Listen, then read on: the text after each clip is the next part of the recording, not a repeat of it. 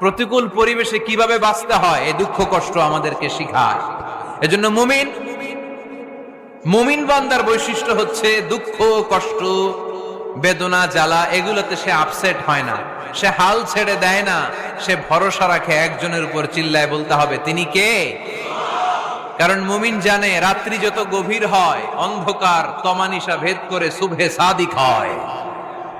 মুমিন জানে গর্ভবতী নারীর পেটের ব্যথা যেই দিন বাড়তে থাকে ওই দিনই নতুন মেহমান আগমনের সময় ঘনাতে থাকে। মুমিন জানে তার জীবনে দুঃখ কষ্ট বিপদ যত বাড়তে থাকে সুখের দিন কাছে আসতে থাকে। এজন্য মুমিনের হারাবার কিছু নেই। ফা ইন্না মাআল উসরি ইউসরা, ইন্না মাআল উসরি ইউসরা। নবী হে, কষ্টের পরেই আছে আনন্দ, দুঃখের পরেই আছে সুখ। আপনি সমস্যায় পড়েছেন, ওই সমস্যার সমাধানও আছে না নাই? এই পৃথিবীতে